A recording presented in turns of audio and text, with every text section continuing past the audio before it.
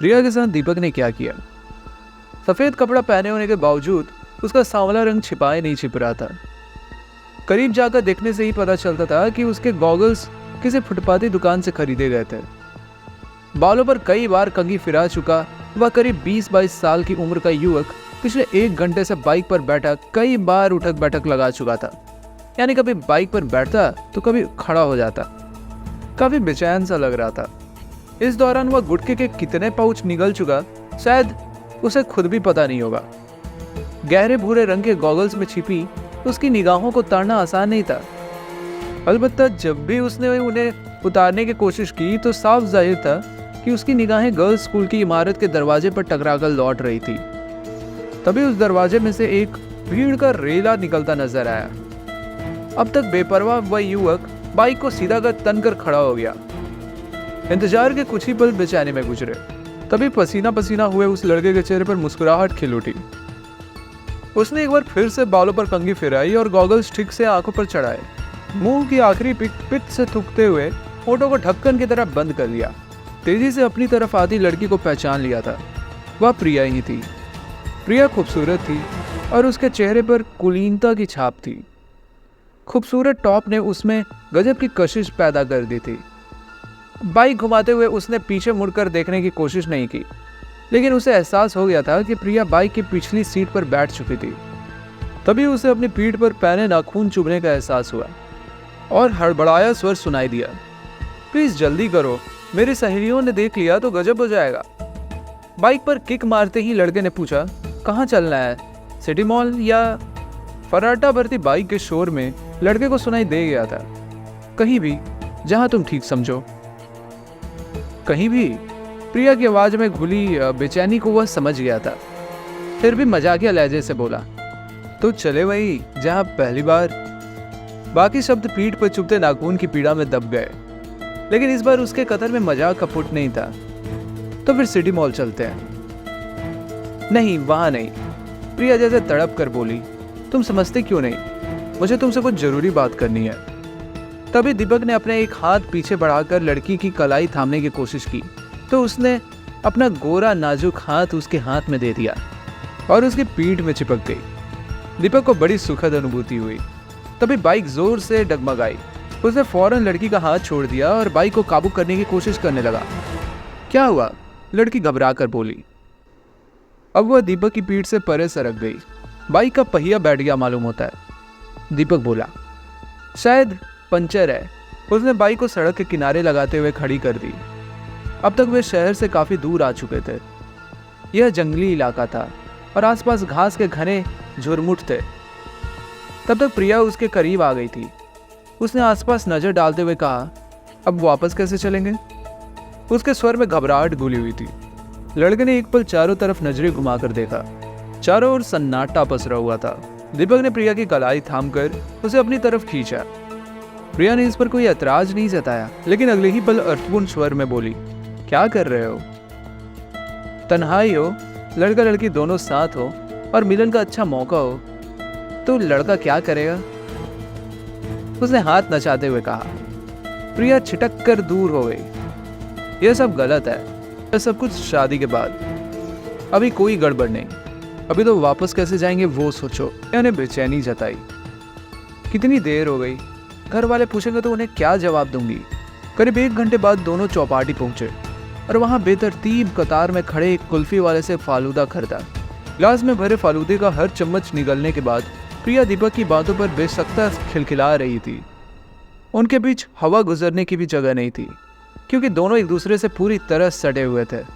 सलमान खान बनने की कोशिश में दीपक आवारागर्दी पर उतर आया था और उसने प्रिया के गले में अपनी बांह पिरो दी थी, लेकिन इस पर प्रिया को कोई ऐतराज नहीं था।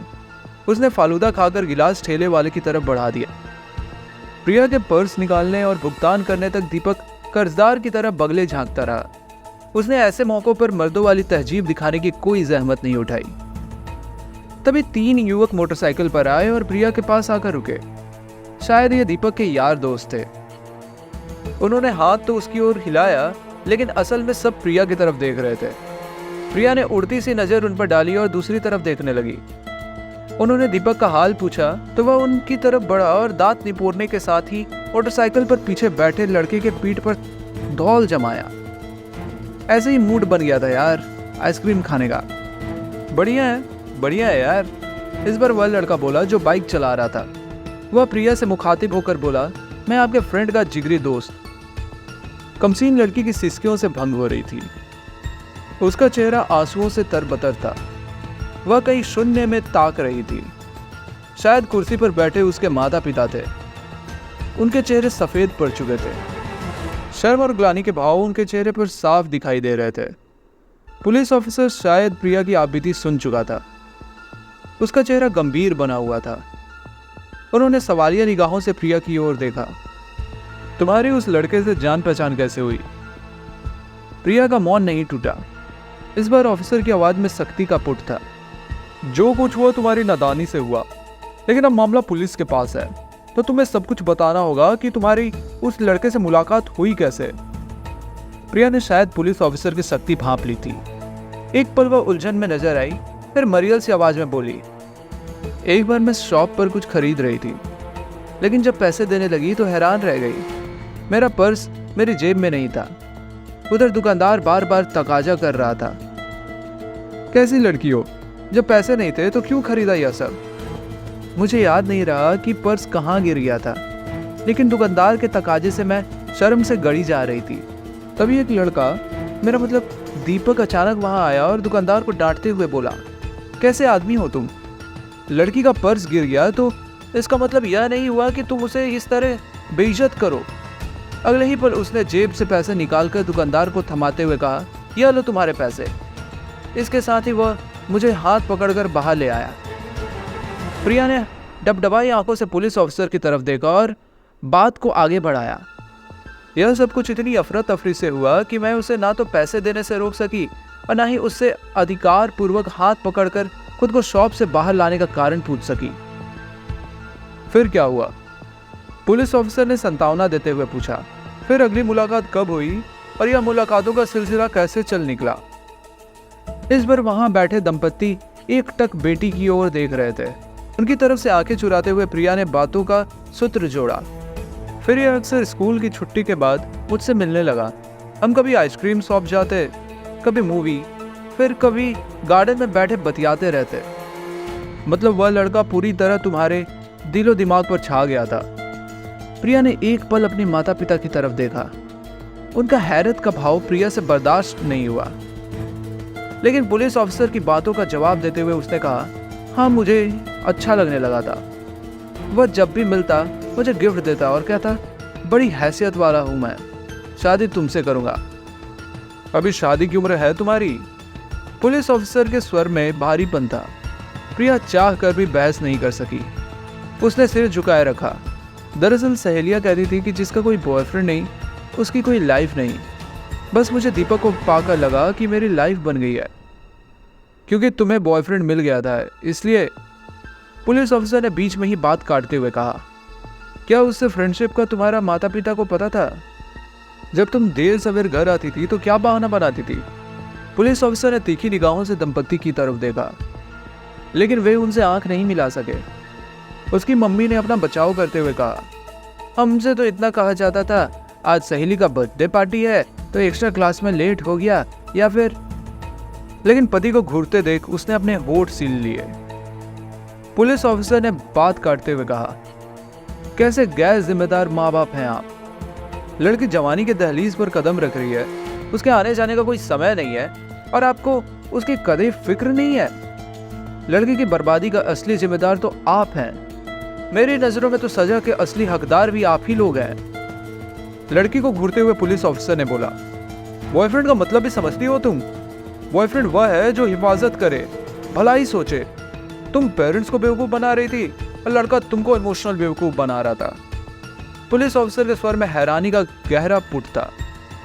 कैसा बॉयफ्रेंड था तुम्हारा कि उसने तुम्हारे साथ इतना बड़ा फरेब किया? तुम्हें बिल्कुल भी पता नहीं लगा? विश्वास कैसे कर लिया तुमने उसका कि उसने तुम्हारी आपत्तिजनक वीडियो क्लिपिंग बना ली है और तुम्हें जरा भी भनक नहीं लगा? वह कहता था कि मेरा फिगर मॉडलिंग लायक है, मुझे विज्ञापन फिल्मों में मौका मिल सकता है, लेकिन इसके लिए मुझे बस थोड़ी झिझक छोड़नी होगी। काफ़ी नर्वस थी मैं, लेकिन कोल्ड ड्रिंक्स पीने के बाद कॉन्फिडेंस आ गया था। झल्लाते हुए पुलिस ऑफिसर ने कहा, नशा था कोल्ड ड्रिंक्स में क्या? और उस कोल्ड ड्रिंक्स में तुमने क्या कुछ गंवा दिया, पता भी है तुम्हें? क्रोध से बिफरते हुए पुलिस ऑफिसर ने लड़की को खा जाने वाली नजरों से देखा। खुश्क होते गले में प्रिया ने जोर से थूक निकला। उसने बेबसी से गर्दन हिलाई और चेहरा हथेली से थाप कर फपक पड़ी। उसकी सिसकियां तेज होती चली गई। अपनी ही बेवकूफी के कारण उसे यह दिन देखना पड़ा था। दीपक पर उसने आंख मूंद कर भरोसा कर लिया था, इसलिए उसके इरादे क्या हैं यह नहीं समझ सकी। काश उसने समझदारी से काम लिया होता। खैर, पुलिस ने दीपक को अरेस्ट कर लिया और अब वो सलाखों के पीछे है। दोस्तों, आज के टाइम में किसी पे भी आंख मूंद कर भरोसा करना खुद के पैर में कुल्हाड़ी मारने जैसा है।